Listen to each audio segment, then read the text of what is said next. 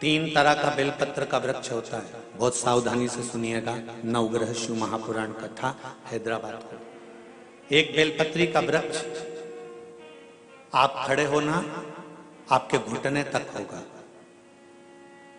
एक बेलपत्री का वृक्ष आपके कंधे तक होगा।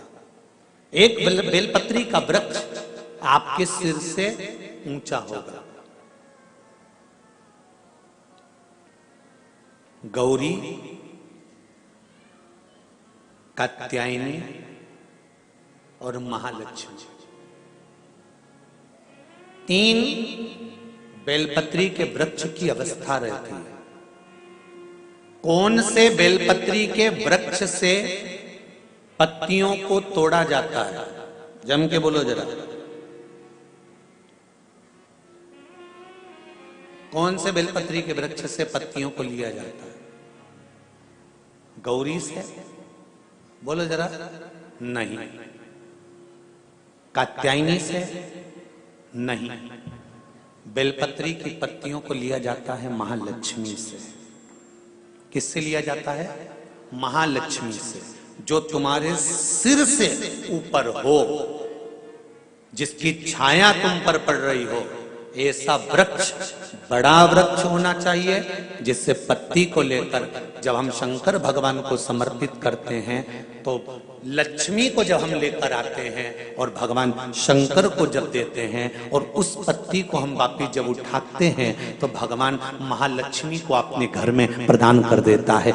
ऐसी वृक्ष से पत्तियों को लेना चाहिए। पर आज के जमाने में लोग इतने समझदार हो गए, बड़े वृक्ष से कौन पत्ती तोड़ने जाए, छोटे छोटे वृक्ष लगे, उन छोटे से वृक्ष में से पत्ती तोड़ ली, छोटी सी पत्ती तोड़ ली। अरे शास्त्र कहता है, यहां तक वर्णन करता है शास्त्र, अगर आपके घर में तुलसी का पौधा छोटा है तो वो कुमार अवस्था का होगा। वो तुलसी का पौधा जब घेर घमोर हो जाता है तब अखंड सौभाग्य को देने वाला हो जाता है। उसमें से पत्तियों को उतारा जा सकता है, उसमें से आप कोपल को उतार सकते हो, उसमें से पत्ती को आप उतार सकते हो। उसी तरह बेलपत्री के वृक्ष में भी जो वृक्ष लक्ष्मी महालक्ष्मी का तुल्य हो, उसमें से आप बेलपत्र को उतार सकते हो। छोटे छोटे वृक्ष की पत्ती को तोड़ना ये उसमें का है जैसे छोटी अवस्था की कन्या के साथ में अपशब्द कहना, ताने देना या उसको आड़ा टेढ़ा कह देना।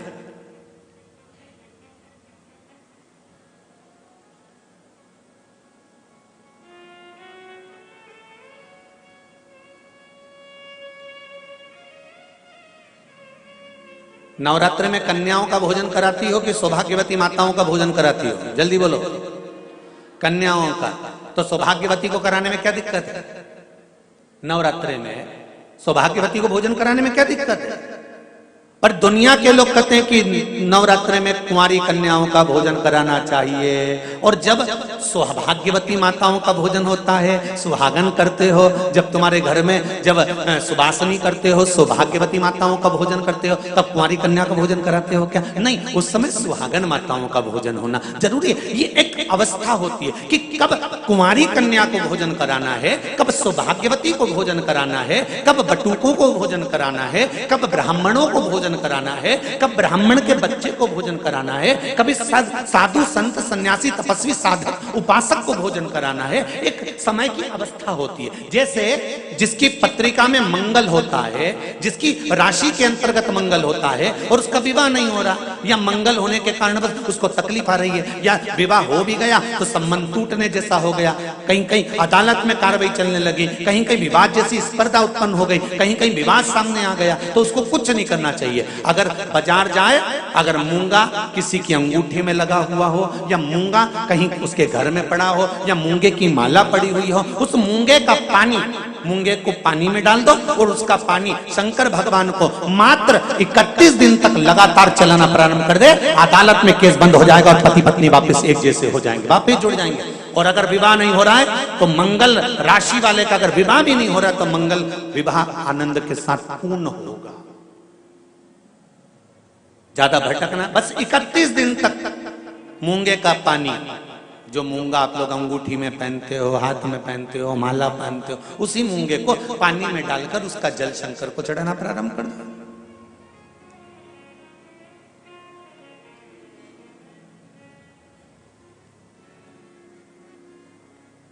मूंगे के शिवलिंग का निर्माण किस देवता ने करा था?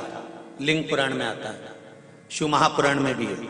अगर आपके घर में गीता प्रेस गोरखपुर की शिव महापुराण की कथा हो तो उसमें भी पढ़िएगा कि किस किस देवता ने कौन कौन सा शिवलिंग का निर्माण किया है। मूंगे के शिवलिंग का निर्माण सर्पों ने करा था।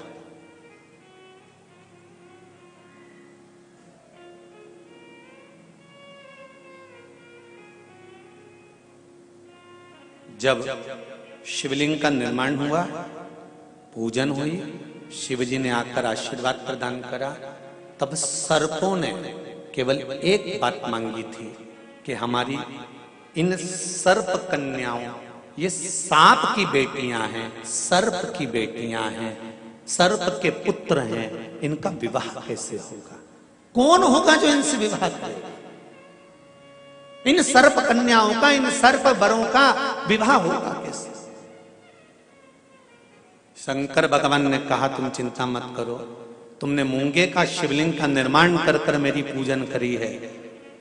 जब जब एक लोटा जल समर्पित होगा और जो हृदय से मुझे चढ़ाएगा, उस कन्या के विवाह का, उस वर के विवाह का भार मेरे माथे पर आ जाएगा और मंगल विवाह मैं करूंगा। ये शिव वचन है।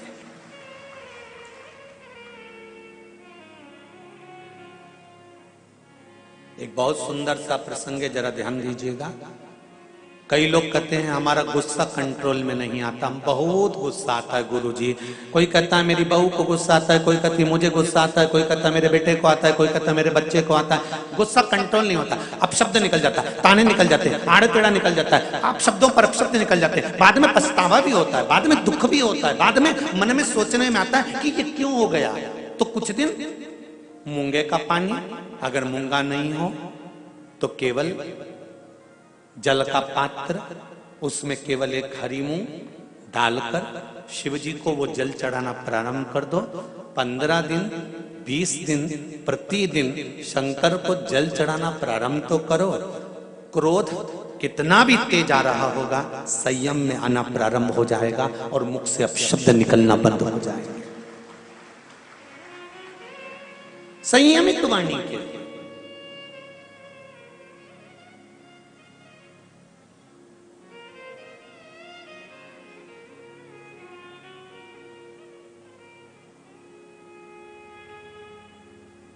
केवल शंकर भगवान की आराधना किस रूप में करना है, कैसे करना है, किस तरह से करना है, शंकर भगवान की पूजन किस रूप में करना है, किस तरह से करना है, हमको शिव महापुराण के माध्यम से ये सीखना है। क्यों? क्योंकि हम बहुत सी गलतियां करते हैं साहब। जरा जरा सी बात में अदालत में केस पहुंच जाता है, जरा जरा सी बात में पति पत्नी अलग हो जाते हैं, जरा जरा सी बात में भाई भाई अलग हो जाते हैं। कारण क्या है?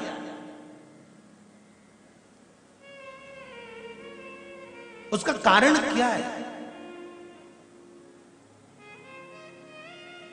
जेठानी को मालूम है मेरा पति कमा रहा है, देवरानी को मालूम है मेरा पति कमा रहा है, जेठानी को देवरानी को दोनों को मालूम है कि सास और ससुर की जो जायदाद होगी वो आधी आधी मिलेगी। फिर लड़ाई किस बात की है? फिर विवाद किस बात का है? फिर भाइयों में तकलीफ किस बात की है? फिर ननंद को मालूम है कि मेरे को भी एक दिन जाना है और भाभी को भी यहाँ पर रहना है, तो फिर ननंद और भाभी में विवाद किस बात का है? हमें बस ये समझना है कि लड़की अच्छी देखी, परिवार अच्छा देखा, कुटुंब अच्छा देखा, लड़का अच्छा देखा, परिवार अच्छा देखा, फिर विवाद किस चीज के लिए होता है? वो विवाद किसी दूसरी चीज का नहीं होता। विवाद केवल हमारे ग्रहों का, हम जो सोचते हैं, बहुत अभिलाषा लेकर आते हैं, वो पूर्ण नहीं होती तो तकलीफ आती है। उसको पूर्ण करने के लिए परिवार वालों पर जोर नहीं दिया जा सकता, उसको पूर्ण करने के लिए मेरे देवाधिदेव महादेव से कहा जा सकता है कि तेरे भरोसे पर यह कार्य किया, तेरे बल पर करा।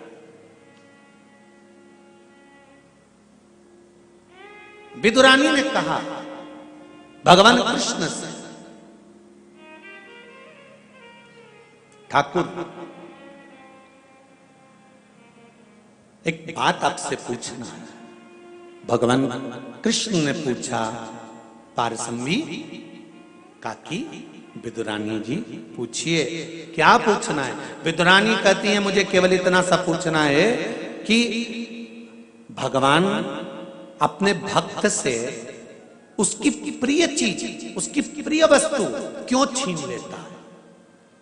भगवान कृष्ण कहते हैं पारसमणि, काकी जी, विदुरायन जी, जिस समय आपकी कोई चीज भगवान छुड़ा ले तब आपको नाचना चाहिए, खुश होना चाहिए। क्यों? पूरी दुनिया के सेठों को छोड़कर परमात्मा को तू ही ऐसा सेठ मिला जिससे कुछ लेकर परमात्मा गया है।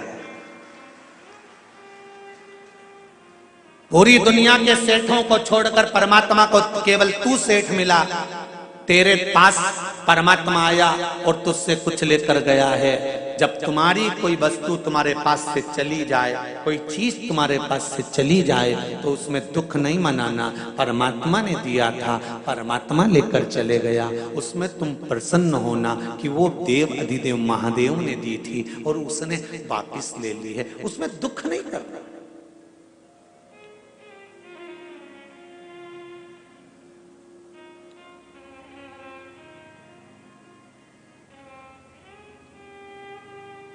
जब कोई मरता है ना तो घर के लोग रोते हैं, इनको कोई रुलाता है? अरे बोलो तो सही भाई, शादी में महिला संगीत में डांस करना है, नाचना है, तो उसकी तो प्रैक्टिस करना पड़ती है 15 दिन पहले। पर कोई मरे तो इतने सारे लोग आएंगे तो बैठ के रोना पड़ेगा, तो इसकी प्रैक्टिस कोई कराता है? अरे बोलो जम के कोई कराएगा? नहीं, इसकी प्रैक्टिस नहीं कराई जाती और रोने की प्रैक्टिस नहीं कराई जाती। पार्वती जी ने शिव जी से पूछा कि ये मरने के बाद परिवार वाले क्यों रोते हैं? शंकर भगवान ने कहा ये मरने के बाद परिवार वाले व्यक्ति के लिए नहीं रोते, वो इसलिए रोते हैं कि इतना भरा पूरा मेहनत कर कर कर चले गया, सब जोड़ कर छोड़ कर चले गया, जिंदगी के सुख के दिन आए थे और 2 रोटी सुख से नहीं खा सका, पूरी जिंदगी कमा कमा कमा कमा आखिरी में छोड़ा गया और फोटो पे प्लास्टिक के फूल की माला चढ़ गई। इसलिए रोना आ रहा है कि सब छोड़ कर चले गया।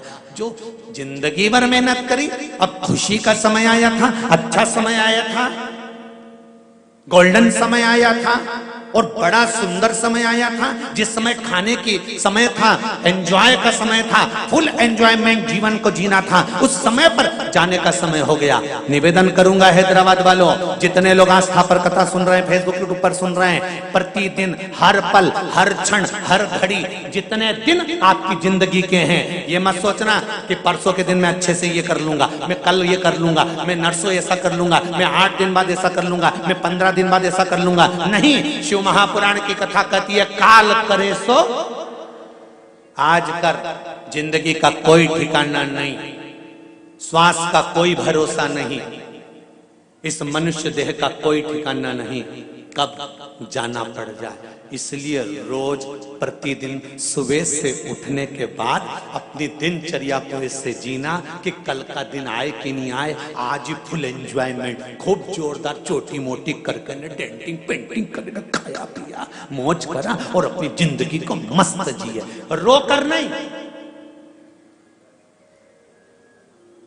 नहीं तो सुबह से उठे और रोकर जिंदगी जी रहे हो। बहू ने ऐसा कह दिया, सास ने ऐसा बोल दिया, देवरानी ने ऐसा कर दिया, नंदन ने ऐसा कर दिया, तुम्हारे भाई ने ऐसा कह दिया, तुम्हारे बंधु ने ऐसा कर दिया, काका जी ऐसा बोल रहे थे, रिश्तेदार ऐसा बोल रहे थे, फूफा जी ऐसा बोल रहे थे। नहीं, सुबह से उठो और चेहरे पर स्माइल हो और मुख पर श्री शिवाय नमस्तुभ्यम हो। घर के लोग भी कहें बहू आज बड़ी प्रसन्न दिख रही है, तो कह देना शिव महापुराण की कथा में जीने का तरीका सीख लिया है, कब मर जाऊं ठिकाना नहीं, इसलिए रोज एंजॉयफुल जीना चाहती हूं, अपनी जिंदगी को फुल एंजॉयमेंट के साथ जीना चाहती हूँ, कब मर जाऊं इसका क्या ठिकाना। इसलिए जोरदार जोरदार हम ये भी नहीं कहें कि बहुत सोना चांदी पहनो, तुम तो तुम्हारे पास जो अच्छी अच्छी साड़ी रखी हो उनके पटली लगा लगा के अच्छी जोरदार पहनो, क्योंकि सब धरी की धरी रह जाएगी, बाद में दूसरे पहनेंगे, तुम ऊपर क्या पहनोगे? फिर ऊपर जाके क्या याद करोगी? यमराज से कहोगी ये यमराज